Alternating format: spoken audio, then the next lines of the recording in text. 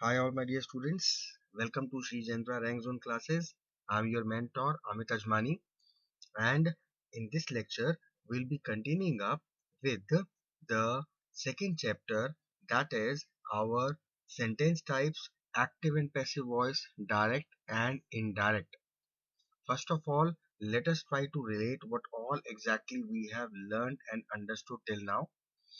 Till now we have studied about basic grammar. We have studied about the phrases, clauses and sentences. We have studied about the types of clauses, that is the main or independent clause and subordinate or dependent clause. And we have also studied about the basic parts of sentence. Now, what all parts of sentence we have studied? About the subject, about the predicate, the direct, indirect and the object of the preposition. We studied about the verbs, the phrases, their types, and complements. In the verbs and their types, we studied about these six types of verbs. The finite verbs, non-finite verbs, which were further classified into infinitives, participles, and gerunds. We studied about the auxiliary verbs, modals, transitive verbs, and the intransitive verbs. Fine. Then we studied about the phrases and the various types of phrases in the previous lecture. There were various types like prepositional phrase, noun phrase and verb phrase. We also studied about the complements and the various types of complements, that is the subject complement, object complement and verb complement. So I hope that till now you are through and thorough with all these topics. So let us start our class with the new topic that we'll be focusing on today. In our today's class, we'll be studying about types of sentences. Till now, we have studied about all the basic parts of a sentence. Now, one complete sentence has been formed and we will be studying about types of sentences. Now, the sentences are classified according to function and structure. Let us see. First of all, we'll be classifying the sentences according to their function. Accordingly, we have got four type of sentences. What are these? Declarative sentences, imperative sentences, interrogative sentences, and exclamatory sentences. Now, according to their structure, we again have four types of sentences: the simple sentences, compound sentences, complex sentences, and complex compound sentences. In today's lecture, we'll be focusing on these eight types of sentences. We'll be trying to understand them along with many examples. So let us start up with the first type of classification of sentences, which is based according to their function. First among these are the declarative sentences. Now, what exactly are declarative sentences? These sentences simply declare something. They make a statement or they express an opinion, right? So making a statement or expressing an opinion means these sentences are making a declaration. Now these sentences may be positive or negative statements. They can be a proverb, they can be a universal truth or even a suggestion. And all these sentences end with a full stop. Let us see a few examples with the help of which we'll be able to understand better the declarative sentences. For example, the first sentence is, it is raining. It is just a simple declaration of a fact which is going on, that it is raining. Another is, the child is going to school. Again, a simple statement about the child and the action he is doing. He is going to school. Next example is, honesty is the best policy. Now this is a universal truth that has been mentioned in the form of a statement, right? Next example is barking dogs seldom bite. Now this is a proverb that has been in the form of a statement that has been said. Now all these till now we have studied about the positive sentences. Let us see one negative also. She should not shout at elders. This is a kind of normal negative statement expressing an opinion, right? Again, my friend is a good actor. This is a normal stating, again expressing our opinion about our friend, because this is what we feel. It is our opinion that my friend is a good actor. So these are all the types of declarative sentences. I hope you must have got an idea of what declarative sentences are. They are just making a kind of declaration or any statement or universal truth or a proverb or an opinion. They may be positive or they may be negative also. Fine. Now coming to the next type of sentences. These are imperative sentences. Now what exactly are imperative sentences? Those sentences which express an order, a command, or an advice, or any request, or proposal, or a suggestion. All such sentences which express either of these, they are called imperative sentences, right? Whether it is a order or command, whether it is an advice or a proposal or a suggestion or any request, these are all imperative sentences. These type of sentences end up in a full stop or they may end up in an exclamation mark depending upon the imperative mood. Once again, let us try to understand it with the help of examples. First example is, please listen to me. We are using this word please. That means it is a request being made. Clear? So this is an imperative sentence which is expressing a request. Get lost. This is a command. Let's go for a long drive. Whenever we are starting a sentence with let's, that simply means it's a suggestion. Let's go for a long drive. Let's go to my uncle's house. Let's eat pizza. Let's eat sambar vada. Let's go to the evening walk. Let's start doing our work. These are all suggestions, right?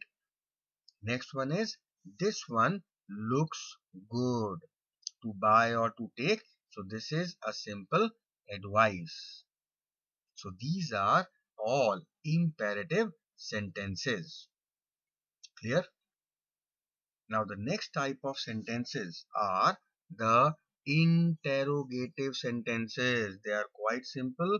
We know that interrogative sentences are those sentences that ask a question, and usually the question is asked using WH words. In order to frame the questions, normally we use WH words like which, like what, like when, like where, like who, like why, like whom, or how, right? So all these words which are basically asking some question in a sentence, those sentences are called interrogative sentences. And in these interrogative sentences, a verb always follows a WH word if we are framing a question sentence.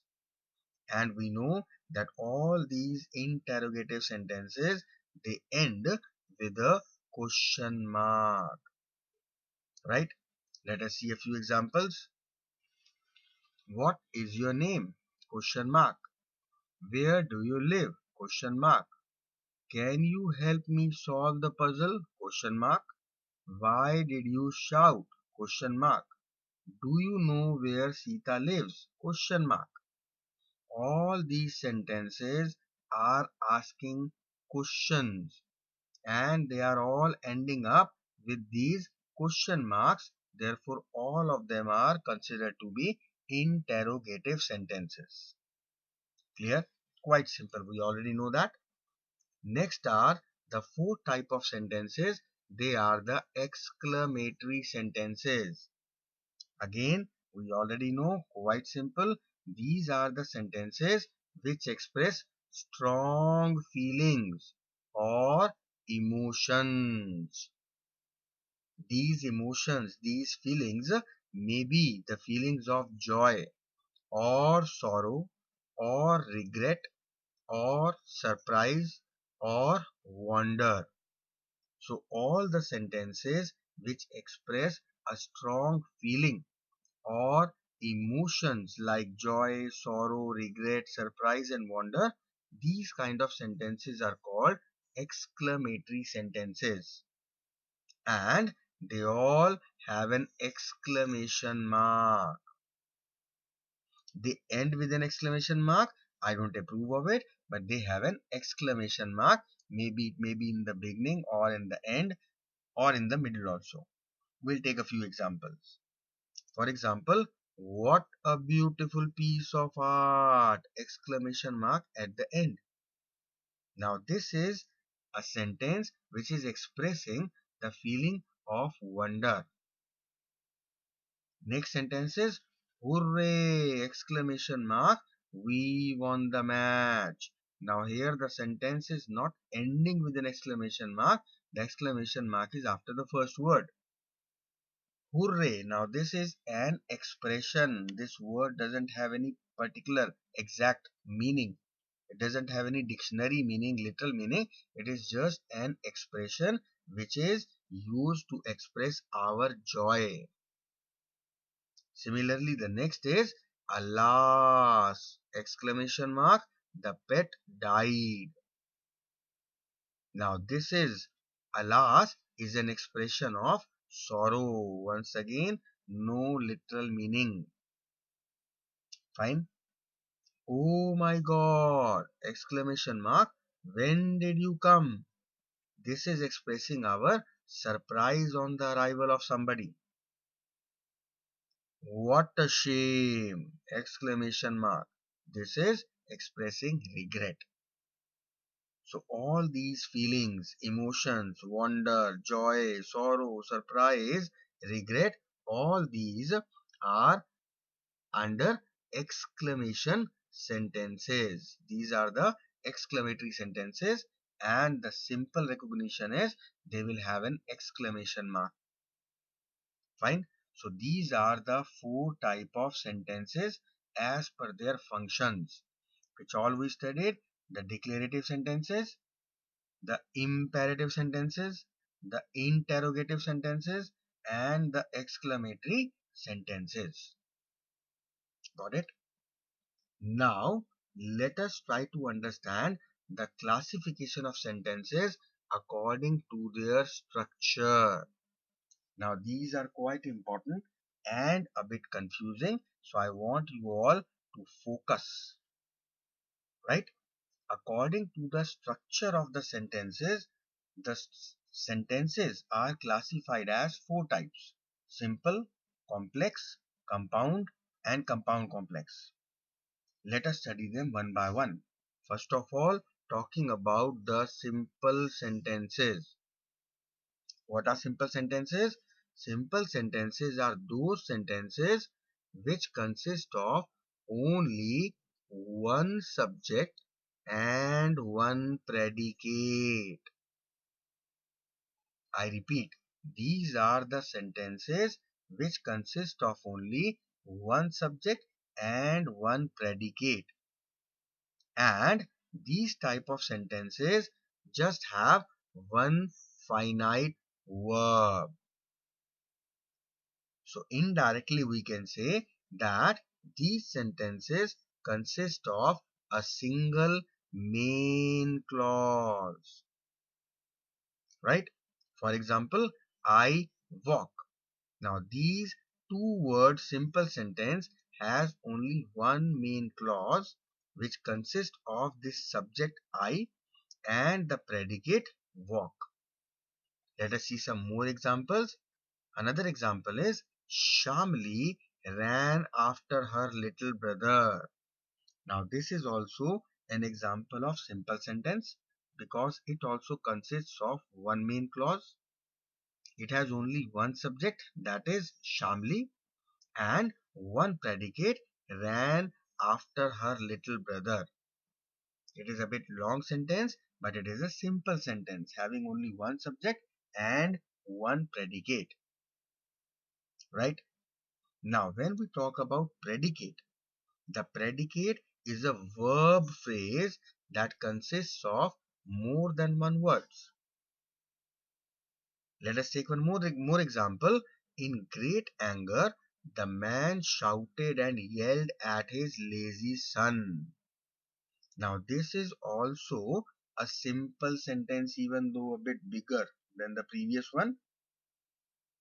But it is also a simple sentence because again, the conditions fulfilled by this is it has one main clause, it has got one single subject, and that single subject here is the man, and it is having a single predicate, that is shouted and yelled at his lazy son, even though this predicate has two verbs, shouted and yelled, right?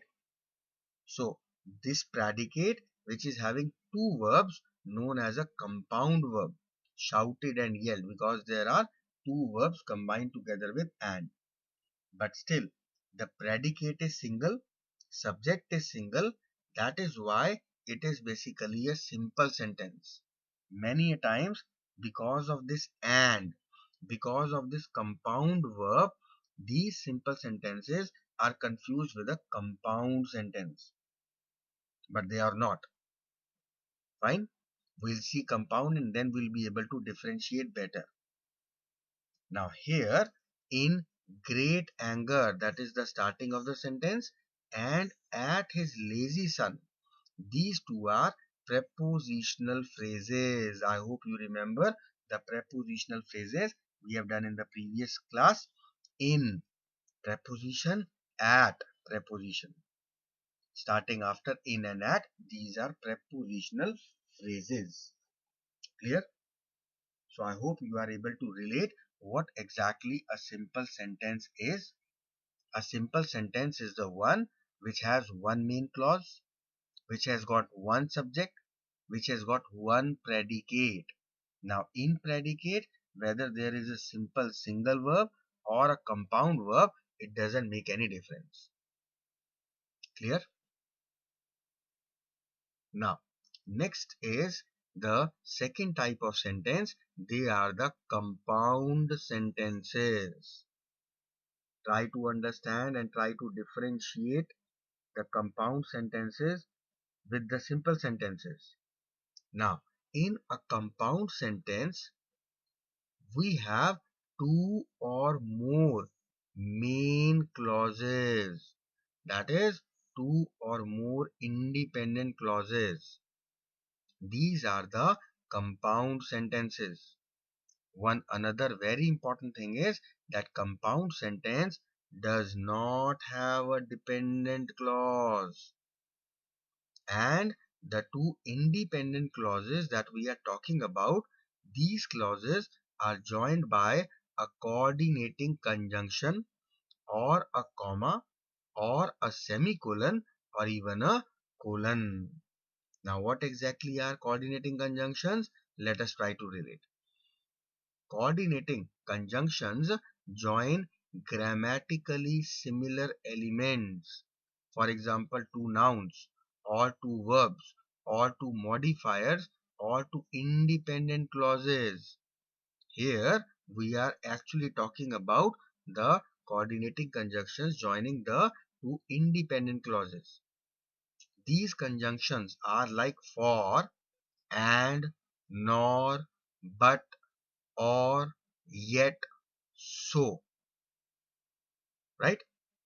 The simple way of learning this is the first alphabet, and this can be made as an acronym, that is fanboys. This is for, and, nor, but, or, yet, so. Fanboys. So these are all the coordinating conjunctions. Clear? Now we have another type of conjunctions also. They are called correlative conjunctions. These correlative conjunctions always work in pairs to join the words and a group of words which are of equal weight in a sentence. There are so many pairs of correlative conjunctions. For example, either or. They are always used as a pair. Not only but also, always used as a pair. Neither nor, always used as a pair. Both and, whether or, just as, so, no sooner than, rather than. These are all the pair correlative conjunctions. Let us try to understand them better with the help of examples. First of all, talking about the compound sentences, right? These are two different independent clauses joined together with the help of a coordinating conjunction. The first example is the robber tried to escape, but the police caught him. Now, the robber tried to escape is in itself an independent clause. The police caught him is an independent clause, and these two independent clauses are connected with this coordinating conjunction but.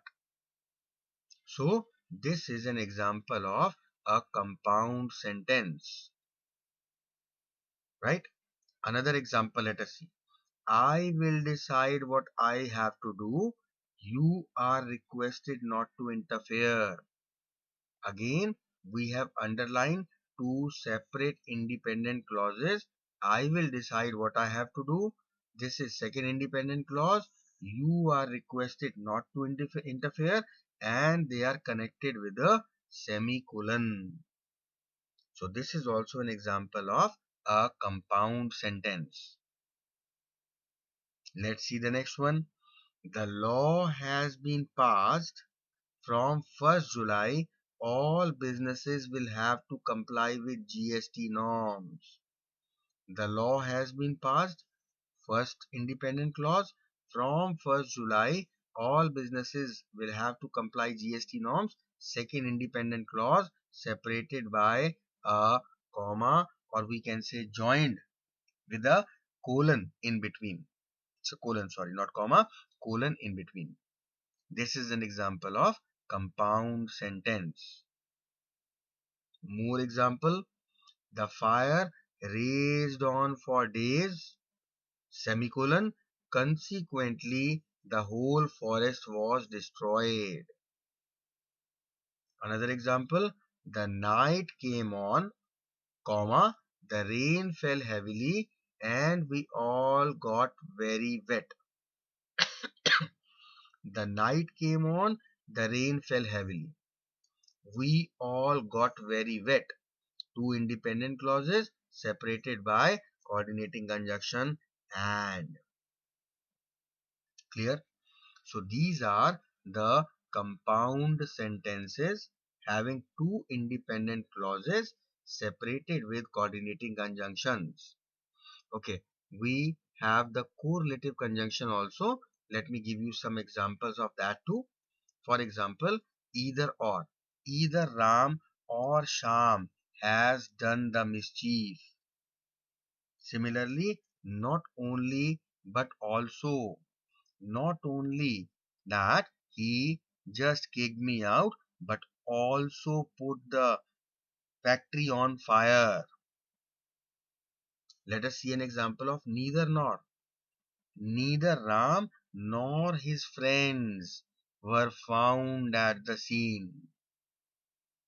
Taking up both and both Ramesh and his wife went to their in-laws' house.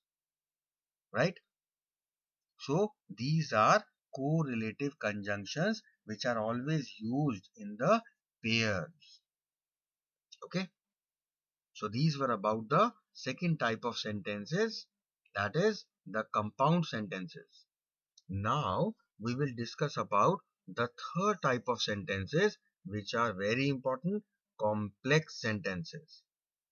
Now onwards your confusion is going to start, so please focus. And for understanding these sentences, you need to relate a detailed knowledge of the phrases and the clauses and the basic parts of the sentences that we have done earlier. Fine. Now, what exactly is a complex sentence? A complex sentence has one main clause and one or more dependent clauses or subordinate clauses. Now, these subordinating conjunctions are also used here and they perform two important functions within a sentence. Now, what are these two important functions? First, they demonstrate the importance of the independent clause. And second, they provide a link between the two ideas in the same sentence by indicating a time or a place or cause, and therefore affecting the relationship between the clauses. Quite a long sentence. Let us make it short. Trying to understand it, we will be using one main clause in a complex sentence and one or more dependent clauses. And these two clauses will be connected with subordinating conjunctions. These subordinating conjunctions, first of all, will highlight the importance of the independent main clause, and they will be providing a link through which we will be able to relate how these dependent clauses are linked to that independent main clause. Now, these subordinating conjunctions that we are talking about, what they will include? They include various things. Like if they are indicating time, then words like after, before, since, when, whenever, while, until, as, once, as long as. All these are subordinating conjunctions. If they are indicating any place, we use words like where or wherever. If indicating any manner, then we use as if, as though, how. For indicating reason, we use the words like because, since, so that, why, in order that, now that, as, so. We'll take examples, don't worry. Fine. Next, if they are indicating condition, then we use words like if, unless, until, in case, provided that, only if, or if only, that. For indicating any concession, the subordinating conjunctions which are used are although, though, even though, while, whereas, rather than. If we are using time, place, manner, reason, condition, concession, these are all the subordinating clauses that we will use. Now let us see their use in examples. Let us see a few examples of complex sentences in which we'll be using all these subordinating clause conjunctions. The boy ran away when he saw the lion. Quite importantly, here we have one main clause and one subordinate clause. The boy ran away. He saw the lion. This is connected with when, right? Another example, we can use this sentence in the starting also. For example, when he saw the bear, he climbed the nearest tree because he was terrified. Right? Now, when he saw the bear, he climbed the nearest tree because he was terrified. Now, here we have got one main clause and we have got two subordinate clauses and a subordinating conjunction of reason, that is because. Clear? Next example is, I think that you should ask him personally if it is convenient for him before you call on him. Now here it is a very complex sentence in which we have got one main clause and three subordinate clauses connected with condition if, right? So here it is the conditional subordinating conjunction which is used. So these are the complex sentences. Now when we are talking about complex sentences, the subordinate clauses, they function within the sentence as adjectives or adverbs or even nouns. How? Let us try to understand in a bit of detail. An adjective clause is a dependent clause that functions like an adjective. What is an adjective? We know it is a word which modifies or which describes a noun. For example, the star performer at the concert chose dresses which would look good on her. Now, which would look good on her, this is basically a dependent clause. And this dependent clause is actually acting as an adjective for dresses, which is a noun. So the star performer on the concert chose dresses. Now, which type of dresses? More elaborate explanation is given. The dresses which would look good on her. So here, this particular dependent clause is acting as an adjectival clause, right? Next type of clauses are adverbial clause. Now, adverbial clause are the dependent clauses which functions like an adverb. Now, what are adverbs? We know that adverbs are the words which modify or which describe a verb, an adjective, or another adverb. For example, when the food arrived, the children ate everything. Here, when the food arrived is a subordinate clause, right? And here it is acting as an adverb. Why? Because it is actually modifying this verb ate. The children ate.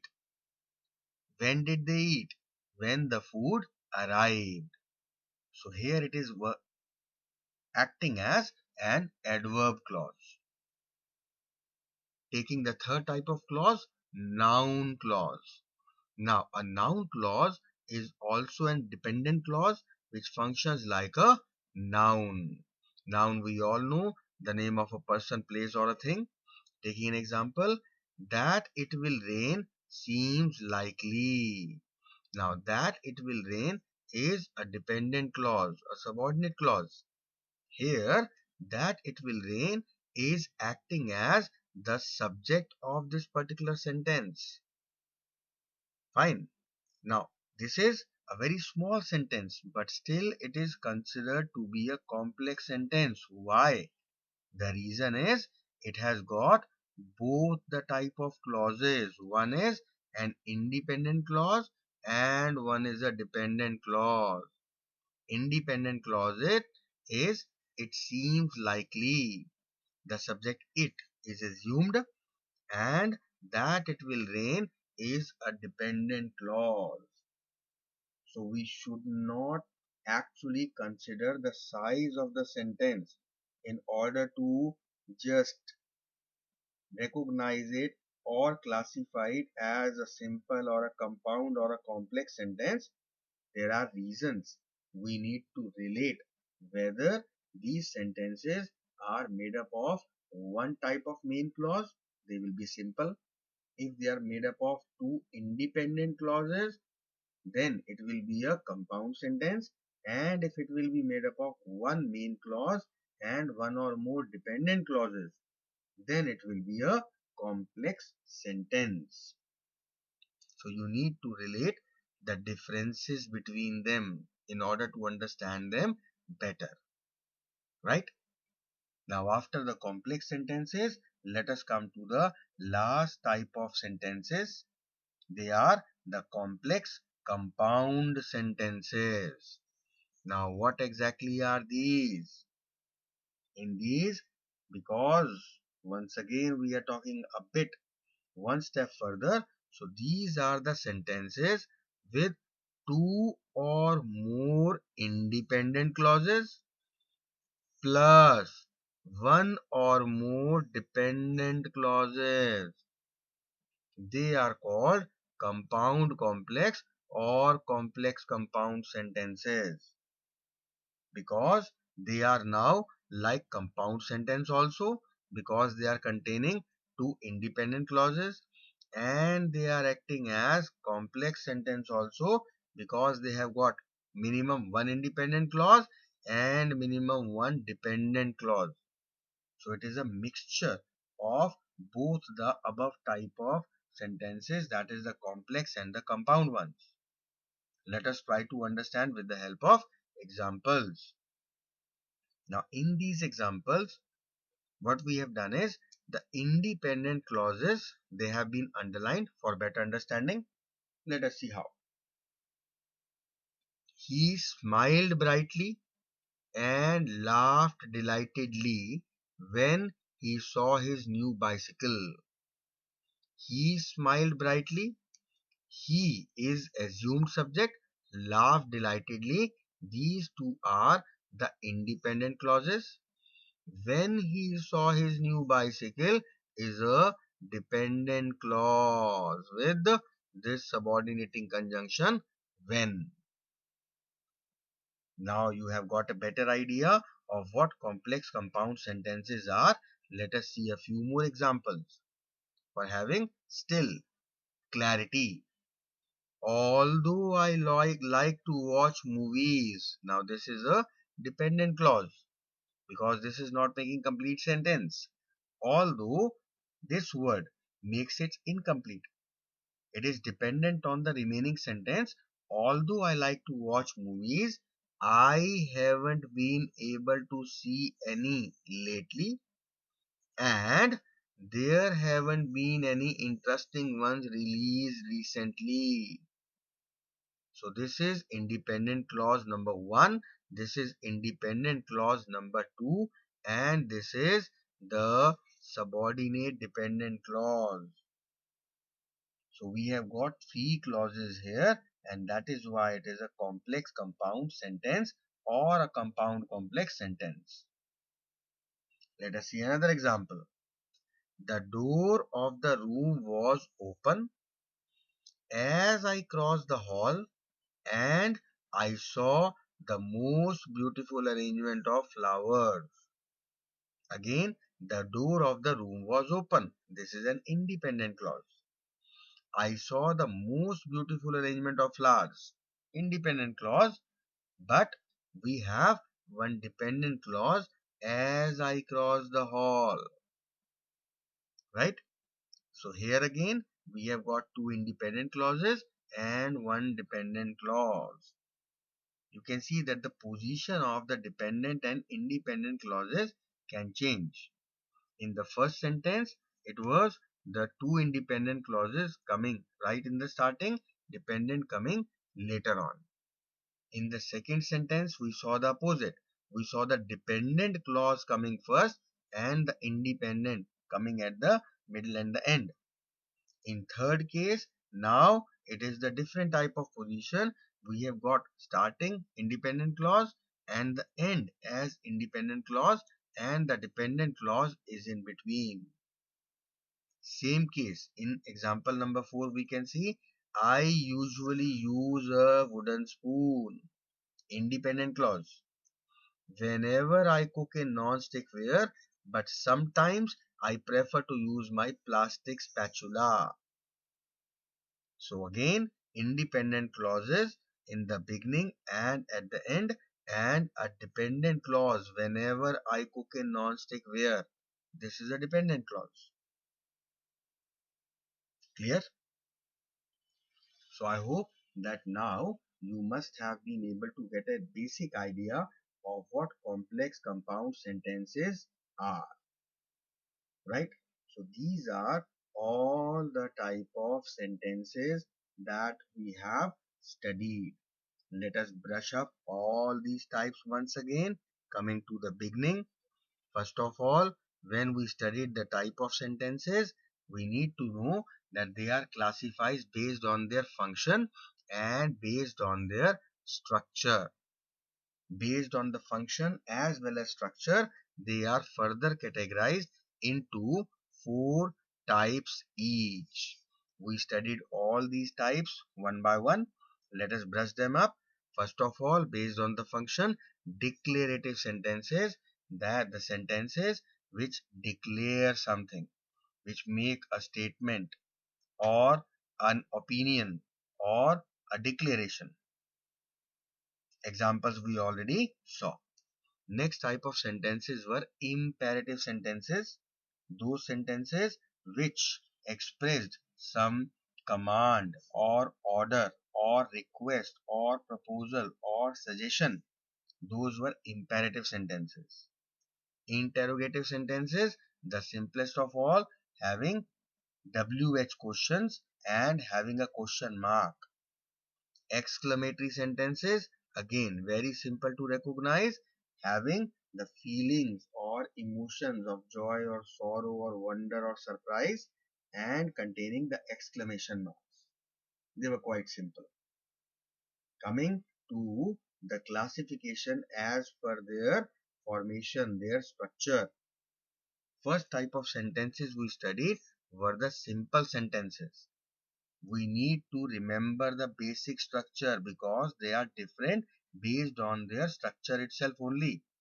In simple sentences, we saw that there was only one main clause.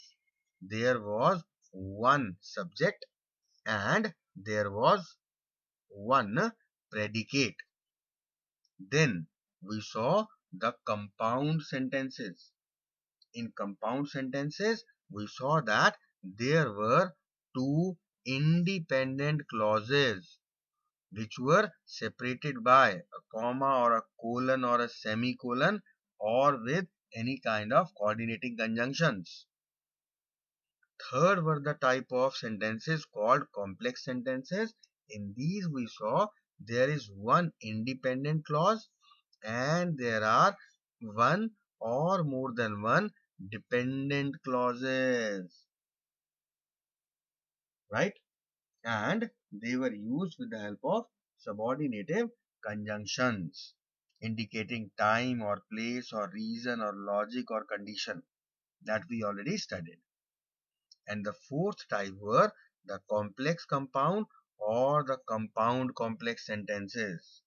They will have two independent clauses and one or more dependent clause. The position we have seen that may vary. It may be independent clause, then dependent. It may be independent clause, and independent clause. It may be dependent clause, independent clause, independent clause. All the examples we have just already seen. So these are the 8 type of sentences. Please go through all these and make sure that you take up and you study their example in order to have a better understanding, because right now you have just studied, right now you have just seen and listened to what I have taught you, so it seems very easy.